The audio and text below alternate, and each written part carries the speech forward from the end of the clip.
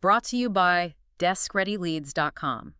Tired of leads with no context, no intent, and no real reason to buy? Visit DeskReadyLeads.com to see how we help dealerships generate better conversations with shoppers who have a real reason to engage, respond, and take the next step. Right, so let's get into it. Yeah, let's do this. So, welcome to the deep dive, everyone. Today, we are unpacking a really fascinating masterclass. It's called Moving Metal, Strategies for Marketing Aged Inventory. It's a great source. Really eye-opening. It really is. And I want you to just picture something for a second. Picture the back row of a car dealership. Oh yeah, we all know that spot. Right. You know the exact one. It's like way out by the chain link fence where the cars are just literally gathering dust. Usually past the service center. Exactly. The cars that have been sitting there for months. And what's wild is we're going to explore why a car sitting on a lot for 90 days isn't usually, it's not a pricing or a product problem. No, not at all. It's actually Yeah, that's when it starts showing up on the internal dealership reports. People are noticing it. like it's flagged. Exactly. And by 60 days, you have managers actually walking the lot, pointing at the car, and asking the sales team questions. Like, why hasn't this moved? Oh, wow. So the pressure is physically manifesting. Yes. And then day 75 hits. And that's when the price cuts happen, right? That's right. They start slashing the price. And finally, at 90 days, everyone in the entire building knows it's officially aged inventory. He's got the stink on it. It really does. Everyone knows. And the mindset shift here is crazy. Like at 20 days, the managers want to do what they call hold gross, right? Yeah, hold gross. Yeah. That basically means they want to keep the profit margin high. They believe in the car. But by 90 days, it's completely different. For 90 days, they just want to escape the car. They want it gone. Escape the car. That is such a desperate place to be. It is. And that desperation leads to these knee-jerk reactions. You know, they just immediately drop the price. Right. Or they blast out these generic emails, or they just yell huge sale on social media. Like that's going to magically fix it. Exactly. And the profound insight from the text here is that dealerships treat this as a pricing problem. When it's not. No, it's almost always a marketing problem first. A price cut without a marketing adjustment is, well, it's just a quieter loss. A quieter loss. I love that phrasing. But, okay, let's unpack this for a second. Yeah. I want to push back a little here. Doesn't the market technically decide the price? Well, yeah, in a broad sense. Because if a car isn't selling, mathematically speaking, isn't it just overpriced? You would think so, right. But if a car is wildly overpriced, sure, no campaign can save it. Right. But if someone scrolling on their phone didn't care about a car at $24,000 because the message was totally irrelevant to them, they aren't going to suddenly care at $23,000. Oh, that makes sense.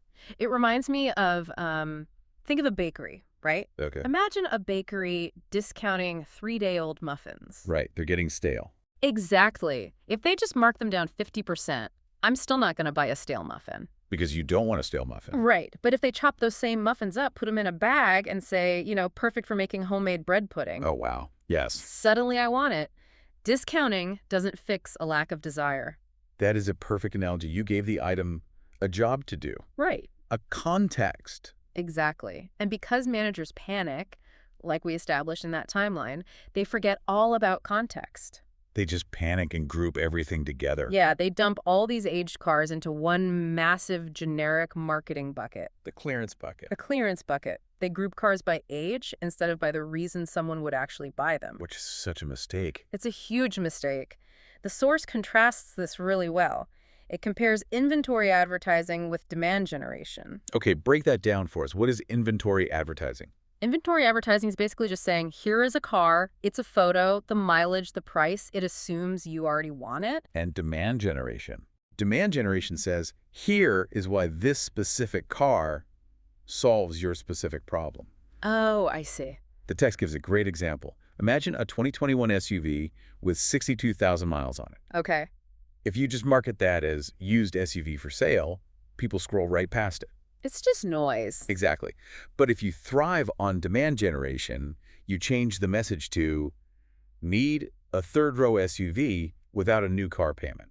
Oh, wow. That completely changes the framing. Right, because now you aren't selling an old car. You're selling budget relief for a growing family. That is so smart. And here's where it gets really interesting, because you see dealerships do the exact opposite all the time. Oh, constantly. They use these phrases like manager special or used car blowout. Yes. The loud marketing. Right.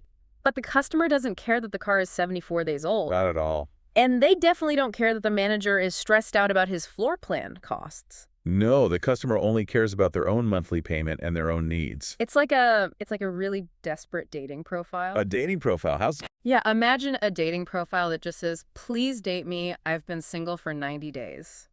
that is terrible. Right. Instead of actually highlighting any good qualities, you're just leading with your own desperation. That is exactly what a manager special tag is doing. Specific beats loud every single time. So true. So if the generic buckets don't work, how do we actually restory this inventory? Well, since not all aged inventory is the same, you have to look at the reasons. Right, because they sit for different reasons. Exactly. Some are actually overpriced. Some Mhm. just have really bad photos online. Or they're like weird specialty units. Yeah, like lifted trucks. Or sometimes they're even brand new leftover models. Oh, like a 2025 Ram 1500 or something? Exactly. The fix here is what the text calls useful segmentation, Useful segmentation, okay. which means grouping the cars by buyer motivation. So instead of grouping them by age. Right. You group your budget cars together for payment-sensitive buyers. Makes sense. You group your SUVs for growing families and your luxury units for people who want an upgrade but don't want to pay new car prices. So you're matching the car to the specific life situation. Yes. And then you use specific marketing angles. The sources talk about 3 really effective ones. Let's hear them. The first is payment relief. Basically, reset your budget. I love that. Very relatable right now. The second is trade-in upgrade.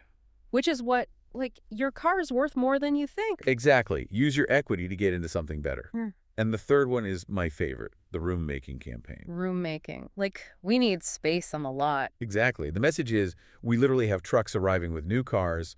We need physical space. So these are priced to move right now. Wait, why does that room making one work so well? Because it gives the customer a believable reason for the discount. Ah, right. It overcomes their natural skepticism. Exactly. They know you aren't just saying huge sale to trick them. You have a physical logistics problem they can understand. That is so psychological. I love it. But wait, how do you apply this to a brand new car that's aging versus a used car? That's a great question. The text actually makes a clear distinction there. Okay. New cars need what they call incentive clarity and model year closeout urgency. So it's more about the deal itself. Right, because they are all the same, essentially. Used cars, on the other hand, need affordability and use case messaging. Got it. Okay, so let's say you do all this right. Okay, You segment the cars, you write a brilliant ad, and the customer actually clicks. the holy grail, the click. Right. But we are transitioning to what the sources call the most critical failure point, Yes, the vendor trap. the vendor trap. Yeah. What happens between the internet click and the salesperson actually picking up the phone? This part is crucial because vendors in this space, marketing agencies, they sell activity. Activity meaning like clicks and impressions. Right. The dealers don't need activity. They need outcomes. They need attention with intent. And this leads to what the text calls the dealership marketing death spiral. The death spiral. It is brutal. Let me walk you through how it happens. Please do. So a lead comes in, but the form just says generic used vehicle inquiry. Okay, so no context. Zero context. The BDC, which is the internal call center at the dealership, they don't know why the customer clicked. They just see a name and a car. Exactly. So they hand it to a salesperson. The salesperson calls blind. Just a generic, hey, are you still interested in this car? Right. And because there's no connection, the customer ignores the call. And then what? The store blames the leads. They tell the vendor the leads are garbage. Wow. So what does this all mean? I want to play devil's advocate for a second. Go for it. If I'm the marketing vendor, shouldn't my job just be getting eyeballs? Well, you'd think so.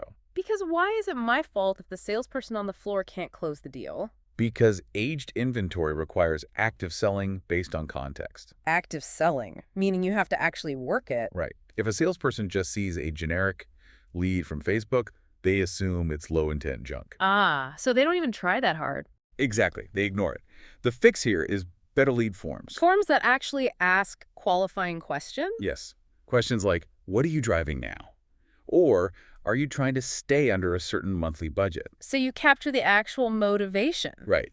The text contrasts a bad lead note with a good one. A bad note just says, customer interested in 2021 Jeep. Which gives the salesperson nothing to work with. Exactly. But a good lead note details their focus on payment relief, that they have a trade-in and they are open to alternatives. Oh, that completely changes the phone call. It gives the salesperson a script, basically. They can say, hey, I see you want to lower your payment. Let's look at this Jeep and 3 others like it. That is so powerful. Okay, so now that we understand the mechanics of a good campaign, let's zoom out. Okay, looking at the big picture. Yeah. Let's look at the overall strategy and these surprising secondary benefits of playing offense. Playing offense is key. You cannot wait until day 90 to start this process. Because by then it's a panic. Right. The proactive timeline is much earlier. At 30 days, you should be watching engagement online. Seeing if people are even clicking on it. Yes. Then at 45 days, if it's dead, you diagnose it. Are the photos bad? Is the price wrong? And then at 60 days. At 60 days, you launch these focus campaigns we've been talking about. Marketing intervenes before it's a crisis. That requires so much internal alignment though, right? Huge amounts. The showroom floor cannot be surprised by what the marketing team is doing. Right, if a customer comes in asking for the payment relief special. And the salesperson says, "What special? The deal is dead." Yeah, that would be a disaster.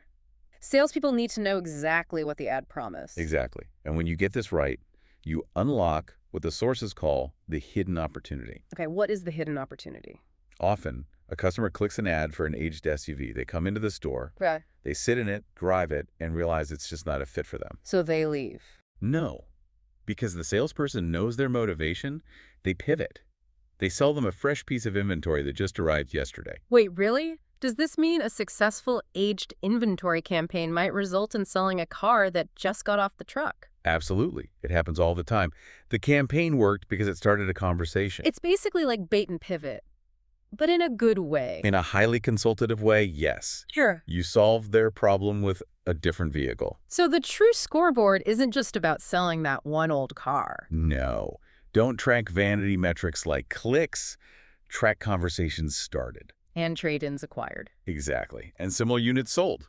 That is brilliant. Okay, so just to summarize this entire deep dive. It's been a lot of good stuff. It really has. Basically, aged inventory isn't a curse. No, it's just misunderstood inventory. Right. Customers do not care about a dealership's days in stock report. They do not. They care about solving their own transportation and financial problems. That's all that matters to them. And, I want to leave the listener with a final thought to kind of chew on here. Let's hear it. If simply changing the story around a 90-day-old car can suddenly make it desirable. Without changing the car itself at all. Right, without changing the physical product.